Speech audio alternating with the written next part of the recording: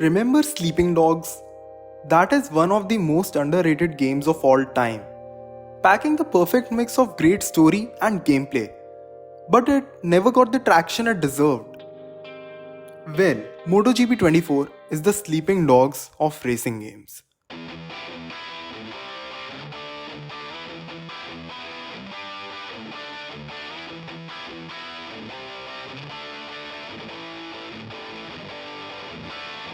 The game isn't nearly as popular as other major motorsport titles, but it gets a lot of things so right and should be an example of capturing the feel of the sport. In a world where EA doesn't take the right steps, Milestone portrays the thrill, excitement, and competition of the sport in much better ways. But even the best roses have thorns. The game does come with its own shortcomings. Nevertheless, the question is it the best racing game right now? Let's unpack what makes it great and whether it truly is the best motorsport racing game right now.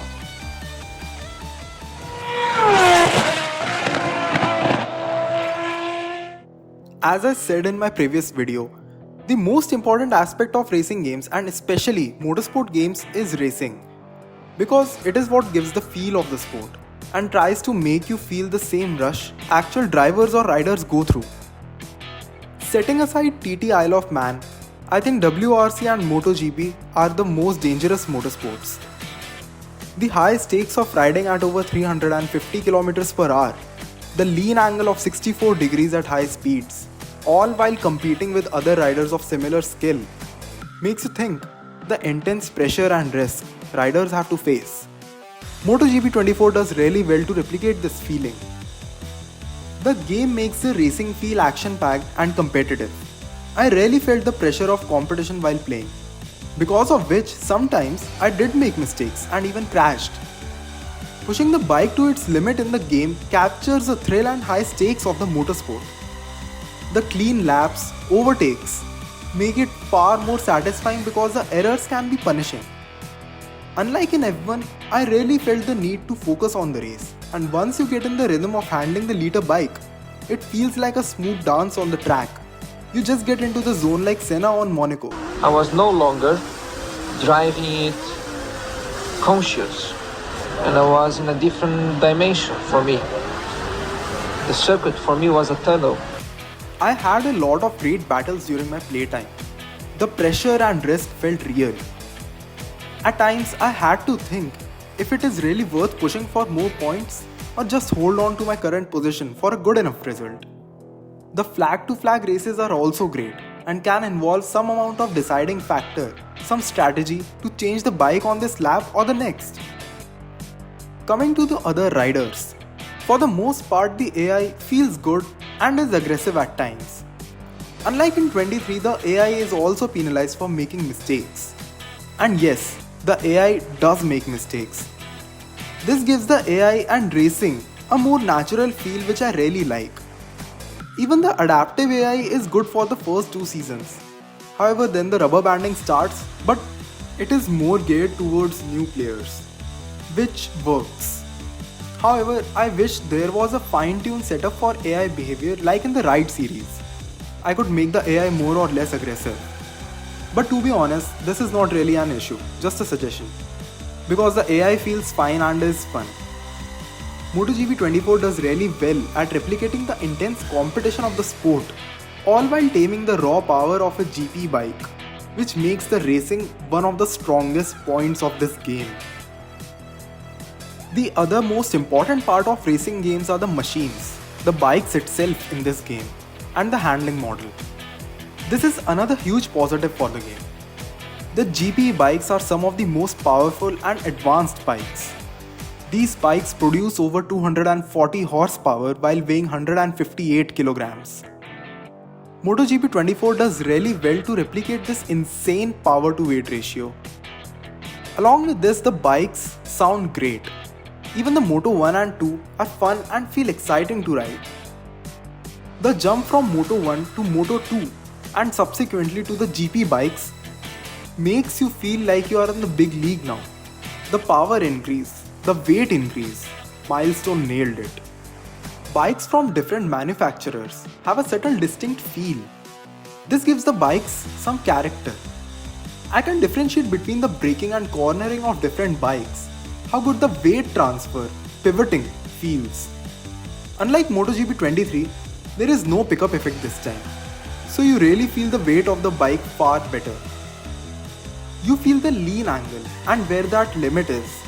The bikes feel much more intuitive and encouraging to push and find that limit. At times, the crashes and sliding can be saved and it feels really natural. The game forces you to respect the bike. You can't just abuse the machine and have to be gentle with it. Like, you're one with the machine. Or else there's a risk of putting down too much power and crashing. On straights, a GP bike can reach a staggering top speed of 350 km per hour.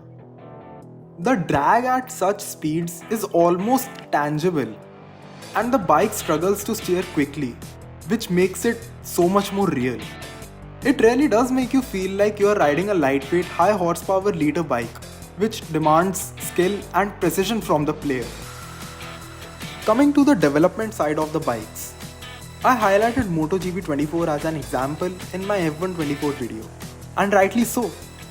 Milestone gets this aspect and the importance of development in motorsports. This part does justice to the sport. It is something that excites me. The testing sessions give a good feel for what kind of bike do I want. Do I want better handling, electronics, aerodynamics, or more engine power? Unlike the F1 games, it does a great job in making you realize that going faster has layers to it, not just buying cars without a feel for it. The system encourages you to really think where you spend your points and what trade-offs you would prefer. All the factors included feel essential for the bike's performance. And this is the point where the game gives off the impression of what the actual sport is like. With a base bike now in place, the custom setups can help further fine-tune the experience, which adds more depth. Moreover, setups can be manual as well as guided. This is such a great feature. Guided setups don't feel overwhelming because it gives an incentive to test the bike and just know what you want to change on the basis of the feel and your riding style. It even goes further to show what exactly is changed and tweaked so players know more about the technical part too. Guided setup is great for new players. All this is so well implemented, it makes the other games look primitive.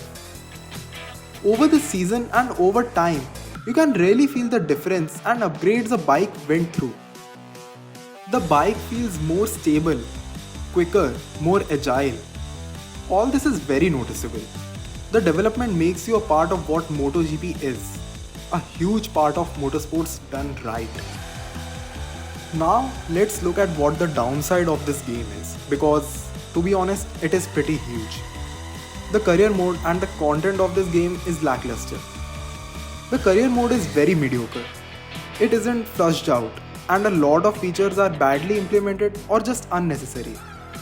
Although there has been an addition of the riders market which is good, the career still isn't immersive enough. The reactions on the feed feel unnecessary and pointless because why would anyone react negatively anyway? There is no depth in a lot of features like this. Even the turning point system is mediocre at best. It feels like the amount of effort put in other parts of the game lacks here by a good margin. It would have been far better if there was something more to it. Something which really affects transfers in a realistic way and makes the career progression more immersive. I think F1 does a far better job here. For a AAA price point, I want more content apart from the career mode too. I want something like historic moments, something like Raw Season 20. Maybe even moments from the ongoing season. I want historic tracks and bikes. Like, I want something which shows MotoGP as a major motorsport and how cool it is. Career mode also reminds me I want to manage a career mode too. So I can create my own team, design the bike using the livery editor, choose the engine manufacturer.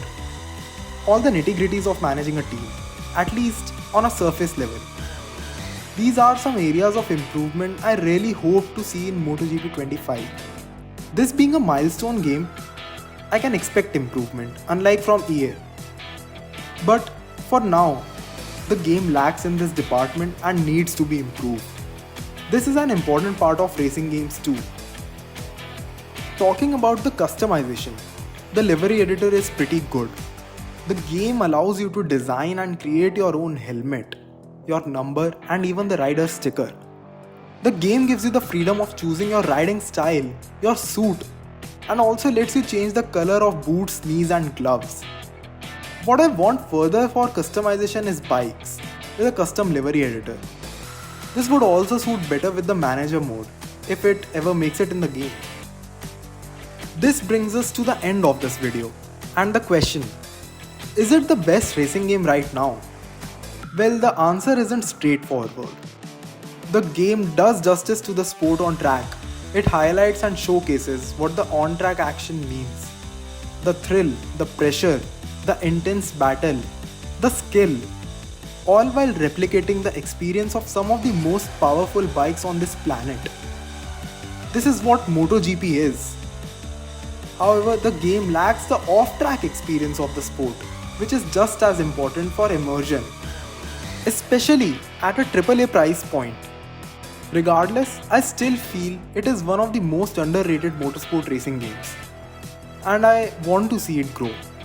MotoGP 24 deserves more attention, and if Milestone keeps improving, it could be the best motorsport series out there.